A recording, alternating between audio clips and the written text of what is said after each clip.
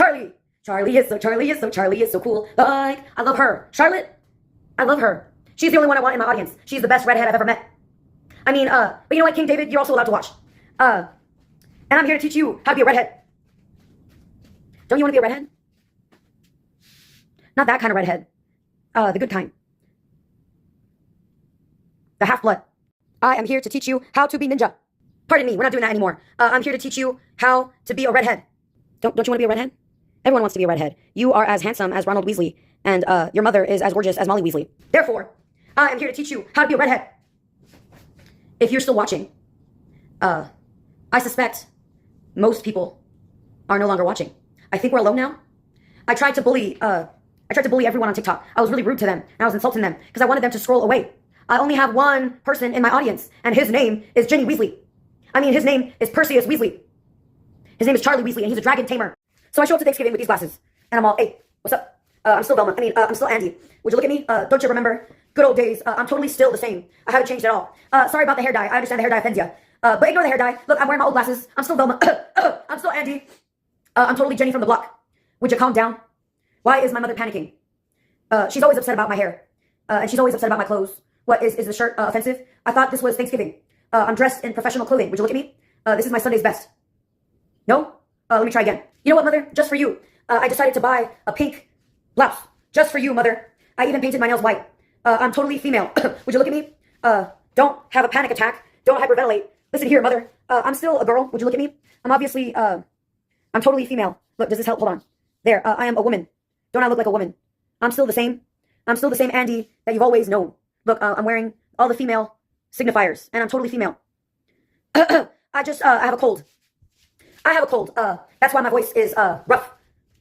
But I'm still the same. Would you look at me? And you know, I love you very much. So don't you dare hyperventilate, huh? Listen here, mother.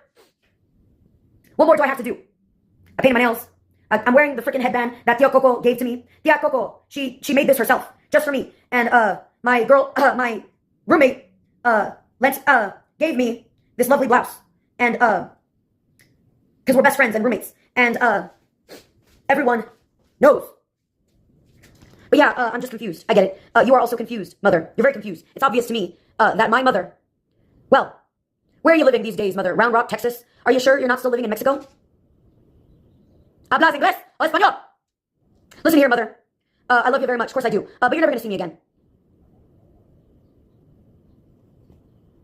Have fun at the Thanksgiving dinners and the Christmas dinners without me. When we were in elementary school, my mother was dyeing her hair carrot top red. I've seen the photos. It was very, very bright. It was very Ronald McDonald. My mother told me that my brother told her that he thought she was very pretty with the red hair. So she kept dyeing it red because her son told her that it was very pretty. But then later, one of the ladies at the church politely suggested that she try a darker shade of red. And then she switched to a more subtle, more natural looking red. But you know, her son told her she was pretty. And she believed him. And she was really pale. Really pale. But when she had that crazy red hair, that really unnatural looking red hair, combined with her natural paleness, let's just say she looked like Joanna King Rowling. She wasn't that old yet, but, you know, my mother, her features, her genetics are very European. She looks Romanian. She looks Spaniard. She's got the nose.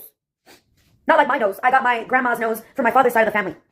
My mother's nose is sharper and thinner. She looks like Joanna King Rowling with the red hair. Back then, actually, to this day, she still dyes her hair. Of course she does. Obsessively. For decades, she dyes her hair. She doesn't want to be a normal woman. She doesn't want to be a brunette. Or maybe she does want to be a brunette this year. But usually she goes for the shades of red. Red, red, red. You're just like Red Riding Hood, mother. You're as gorgeous as Snow White herself. You're not the evil stepmother. Of course not. You're obviously the princess. Doesn't matter that you're in your 60s. You're still the princess. Of course you are. Everyone believes that. You're not the old lady that knocks on Adam's door and then turns him into a monster because he flinched at your ugly face. Anyway, my mother, it was obvious to me that my mother had a low self-esteem. But she pretended that she didn't. And in order to pretend that she didn't have a low self-esteem, she would compare herself to her sisters. She has a lot of sisters. Most of them are in Mexico. One of them is in Canada. All of them are large. You know, big women. Like me. Big women. Don't I look huge? My mother thinks I'm a whale.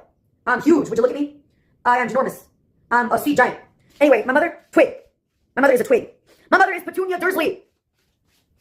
And her sisters are Vernon Dursley. Molly Weasley. And she loves to stand next to her sisters. Because when she's next to her sisters in the group photo, she feels like a princess. It was very obvious to me what she was doing.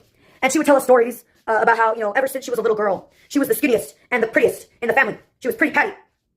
And I was all, yeah, you're pretty Patty Petunia. You look just like Petunia. Didn't you see the Harry Potter films? You look just like the actress that plays Petunia. Congratulations, mother. You're very skinny. Good job. You are flaca. And I'm fea. Obviously. Would you look at me? Bitch, I'm a cow. Bitch, I'm a bull. Bitch, I'm a stag. And I'm also a gazelle. Was it Emily Dickinson who said her body was totally a prison? Or was that someone else? My mother, when I was young, she was obsessed with tanning. She would sit for hours in the sun with her suntan lotion because she wanted to look like me. She was pale. And she was jealous of the fact that naturally, I just, I would go swimming. And after swimming, I would tan. She would just get a sunburn. But she did a bunch of research in those Cosmopolitan magazines. And then she got the sunscreen, the special sunscreen, the tanning lotion. And she would lay down in her bikini. And she told me, I want to look like you. I want my skin to be the same color as yours. And I said, why? What does it matter? You're as pretty as Snow White. What does it matter? You're fine. The reason I am browner than you is because my father is browner than you. Do I need to show you that square, punted, whatever, about the genetics that they showed us in school? Mother, listen here. When a white woman and a brown man love each other very much, they have 3 children. And 2 of the 3 children are as brown as their father. And 1 of the 3 children is as pale as her mother. That is why Sandra looks like you. And me and my brother look like Albert. Do I need to explain the science to you, mother? Why is my mother so stupid? Anyway, she was desperate. She was obsessed for years. For years. She would attempt to make herself look as brown as I did. Apparently, all the rich people, all the actors in the magazines were using the tanning booth. And they were all showing off their tan lines. And they were going to the beach. And they were posing in their bikinis. And they were all, whoa, look at this. My bikini was like this. And now I look like this. And they were showing before and afters. And my mother, she was obsessed with Cosmopolitan. And I said, Mother, would you put down the magazine? Look, you're beautiful. And you dyed your hair red. You're obviously a gorgeous redhead. Would you settle down? Why are you such a senile old lady? I get it. You're 10 years older than all of my friends' parents. I get it. There were 4 miscarriages and a stillborn. So you're older than all of my friends' parents. I get it. But would you stop being so senile, huh? Would you please? You're going to give yourself skin cancer at this rate. Would you get out of the sun? I'm genuinely concerned that you're going to give yourself skin cancer. Would you stop it? You're fine. You're gorgeous. You're beautiful. Do I need to give you a pep talk? Do you have a low self-esteem? What the hell is wrong with my mother? How old are you anyway, Patty? Are you 40? Are you 39? Are you panicking? But no one listens to Andy. Whenever I'm in a behavioral hospital, the same thing happens every single time. Every single time. You see, when you're in there, usually you're trapped for about a week. At least 4 or 5 days. Sometimes longer. And while you're trapped in there, let's just say they take away your shoelaces and you're not allowed to use a razor. You can't shave while you're in the behavioral hospital. Most of the ladies are worried about their legs. I don't give a toss about that. I'll grow a mustache every single time. I'll be trapped there for 4 or 5 or 6 days. And by day 3, I've got a mustache. Of course I do. I am mestizo. Mexican-American. My mother has more Spaniard in her than I do. But me and my sister, and well, we got it from our father, didn't we? We got it from his side of the family.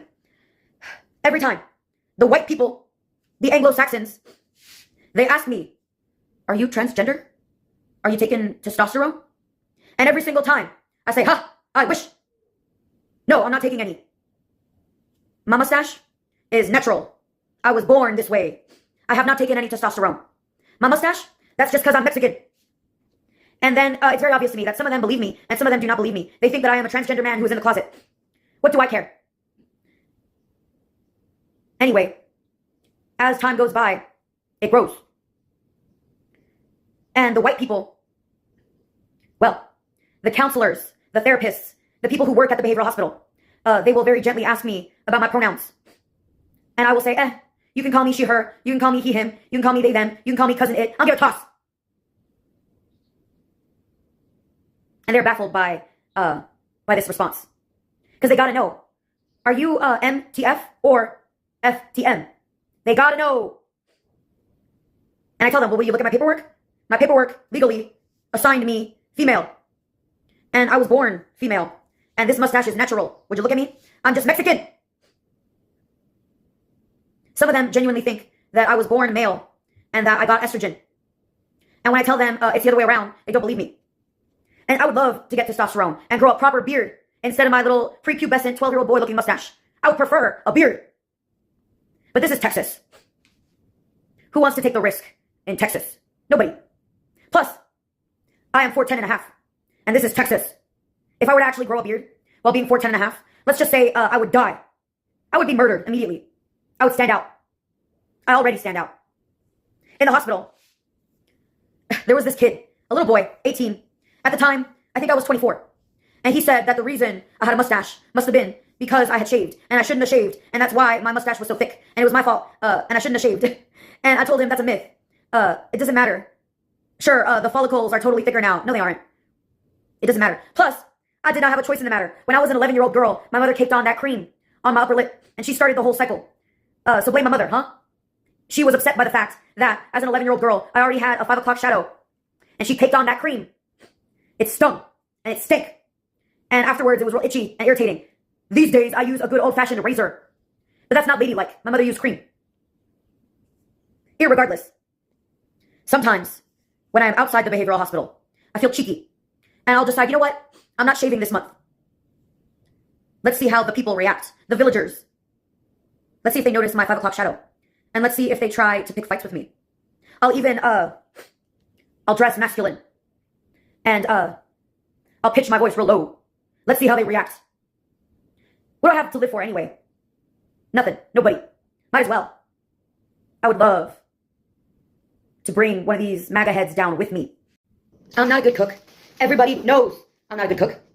And they don't even ask me to participate when they're preparing for Thanksgiving. I used to help my ex-stepmother when she was preparing the Thanksgiving dinner, but she's gone now.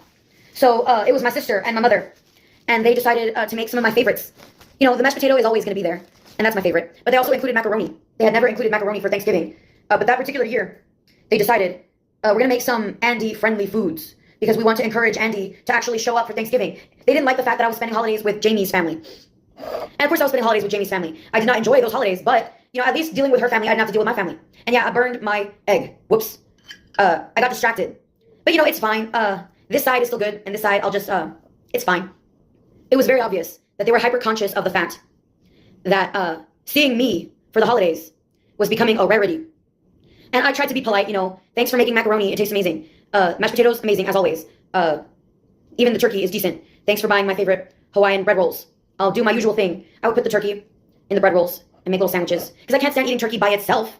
It tastes gross by itself. I also can't stand eating eggs by itself. I need bread or tortillas or something.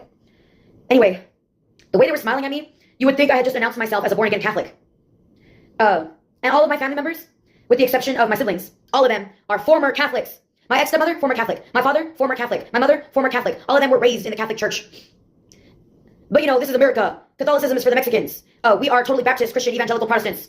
And all the rituals and saints of the Catholic Church, we don't need them. We're American, America. And we'll pretend that all of us were born in the USA, huh?